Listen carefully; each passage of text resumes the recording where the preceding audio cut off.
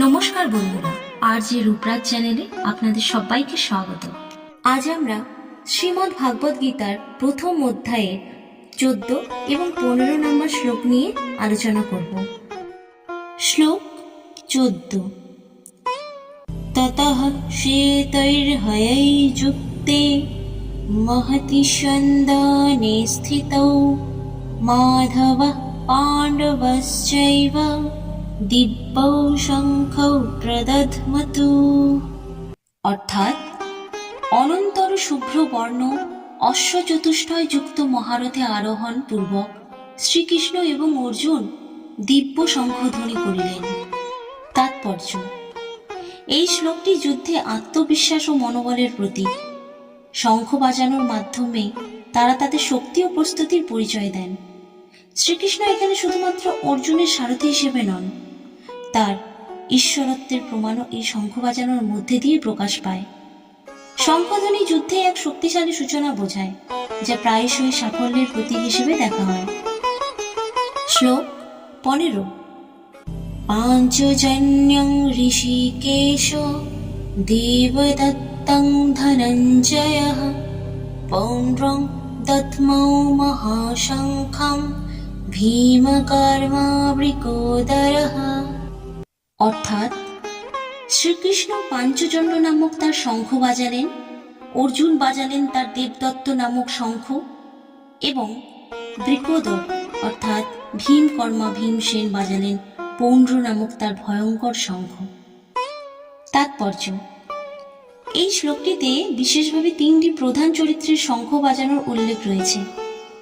শ্রীকৃষ্ণের পাঞ্চজন্য, অর্জুনের দেবদত্ত এবং ভীমের পৌণ্ড্র শঙ্খ তাদের ব্যক্তিগত বৈশিষ্ট্যের প্রতীক। শ্রীকৃষ্ণের শঙ্খ বাজানো তার ঈশ্বরত্ব এবং যুদ্ধের প্রতি সমর্থন নির্দেশ করে। অর্জুনের দেবদত্ত শঙ্খ অর্জুনের দৃঢ়তা এবং মানসিকতাকে নির্দেশ করে।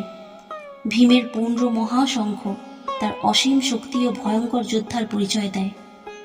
এভাবে শঙ্খধ্বনির মাধ্যমে যোদ্ধারা যুদ্ধের প্রতি তাদের প্রস্তুতি ও আত্মবিশ্বাসের প্রকাশ ঘটায়।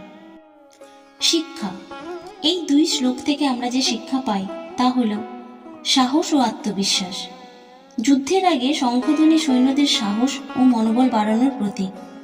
কঠিন পরিস্থিতিতে আত্মবিশ্বাস বজায় রাখা জরুরি। আধ্যাত্মিক শক্তির উপর বিশ্বাস: কৃষ্ণ ও অর্জুনের শঙ্খধ্বনি আধ্যাত্মিক শক্তির প্রতীক, যা নির্দেশ করে যে কোনো চ্যালেঞ্জের মুখে আধ্যাত্মিক সমর্থন থাকা গুরুত্বপূর্ণ। নেতৃত্ব ও সমর্থন: কৃষ্ণ অর্জুনের সারথি হিসেবে আছেন এবং তাকে সঠিক পথে নিয়ে চলেছেন, যা নির্দেশ করে জীবনের যে কোনো সংগ্রামে একজন দক্ষ নেতার সমর্থন প্রয়োজন। এই শ্লোকগুলি থেকে শিক্ষা নেওয়া যায় যে জীবনের যে কোনো চ্যালেঞ্জে সাহস, আত্মবিশ্বাস এবং আধ্যাত্মিক শক্তি ধরে রেখে এগিয়ে যেতে হবে। আশা করি এই শ্লোকগুলির ব্যাখ্যা এবং আধ্যাত্মিক শিক্ষাগুলি আপনাদের ভালো লেগেছে। আজকের শ্লোক এই পর্যন্তই।